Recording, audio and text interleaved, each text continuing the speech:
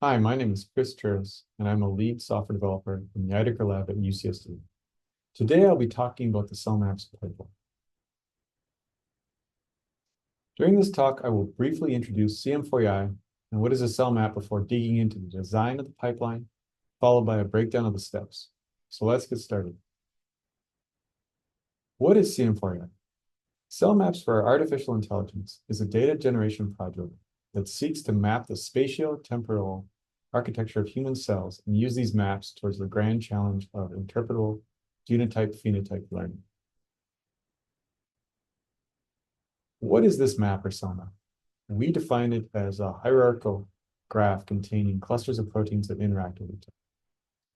To make a cell map, we are following an updated approach from Leah Schaefer, who built on the work of Yue Chin, that takes confocal images of protein location and combines that data with protein biophysical associations via affinity purification mass spectrometry, or APMS. The combined data is then clustered at different resolutions to make a map.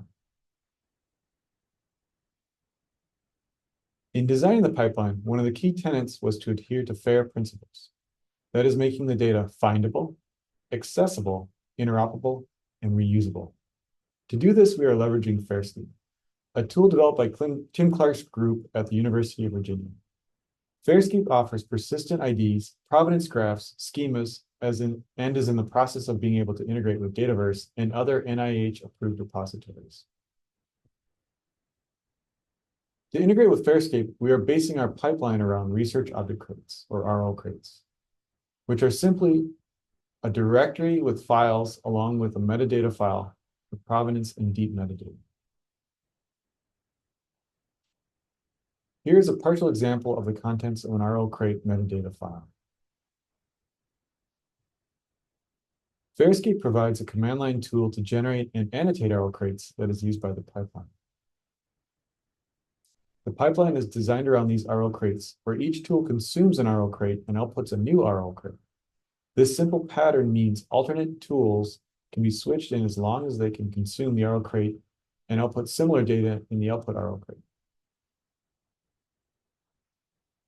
Here's a diagram of the CM4EI pipeline. Currently, the pipeline consists of 7 tools connected by RO crates they generate. On the left, image and protein interaction data is obtained, then embedded. The embeddings are combined to generate a graph that is then fed into a pan-resolution community detection algorithm to create a cell map that is then evaluated.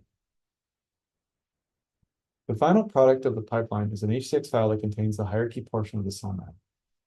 This hierarchy shown here is a U2S map made by Leah Schaefer, which is in a publication currently in review.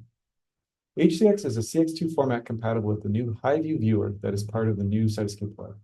The viewer offers 2 views, the hierarchy on the left as a tree or circle packing format, and the interactome view of the selected system on the right. This viewer will also offer rich data-driven styling capabilities of Cytoscape Desktop. Here's the circle packing view of that same hierarchy. The pipeline, written in Python, can be invoked as a single call on the command line or programmatically. The above will invoke all 7 tools and generate multiple RO crates, also known as directories, containing the outputs of the various steps. Individual tools can also be invoked via command line or programmatically. On this slide is an example of an invocation of the image downloader steps that organize the image data into an output RO crate like seen on the right. These next slides break down the steps of the pipeline. The number on the image in the upper left corner corresponds to the RO crate directory.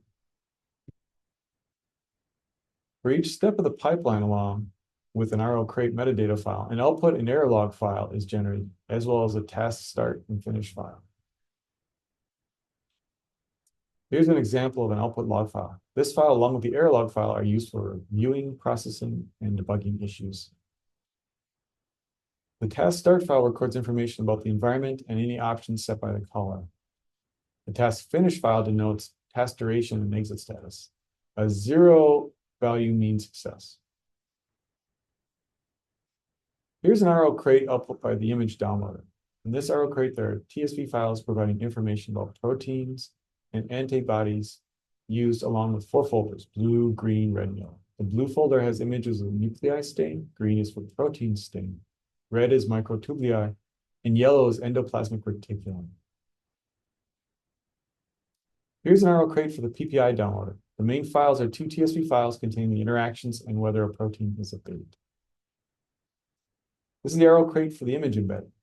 This step generates image embeddings by taking the penultimate layer of a DenseNet model from the Lumberg lab, which is a data generation group within the CM4AI. These embeddings are stored in the image_emd TSV file, and the prediction of protein location is stored in the labels_prob.tsv file.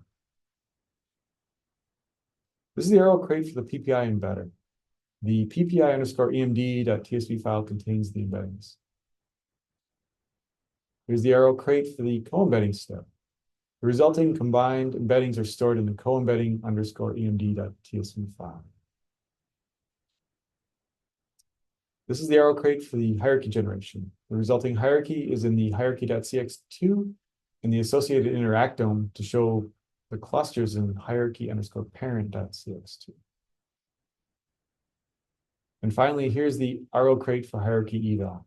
In this step, enrichment is performed against Go and a couple other databases. These enrichments are added as new columns to the hierarchy stored in the CX2 file. To install the cell maps pipeline, it is suggested to use Anaconda or a virtual environment and Python 3.8 or higher. At the time of this writing, the latest we verified against is 3.11. The installation is done by invocation of pip install cellmaps_pipeline. Running the pipeline or individual steps often requires some external information for Fairscape. This is defined in a provenance JSON file. To create one of these files, simply call this command and edit the JSON file. Here's an example of running the pipeline with 0.1 alpha release of CM4AI. After the pipeline is completed running, one can optionally view the results in Cytoscape Web. To do this, one first needs to create an account on Index. Index is a platform for storing and accessing biological network data. Accounts are free. Networks loaded into this platform can be easily loaded into Cytoscape Desktop or Cytoscape Web, preserving styles and layouts. To load a cell map result into Index, simply call this command line with Index credentials. After running the previous command, the hierarchy can be seen on Index and then optionally loaded into Cytoscape Web or the desktop. For more information, please visit our Cell Maps Pipeline Read the Docs page. This project was a collaborative effort involving all groups in the CM4AI, but I want to give a special shout out to members of our lab and the Fairscape team for their help. Thank you.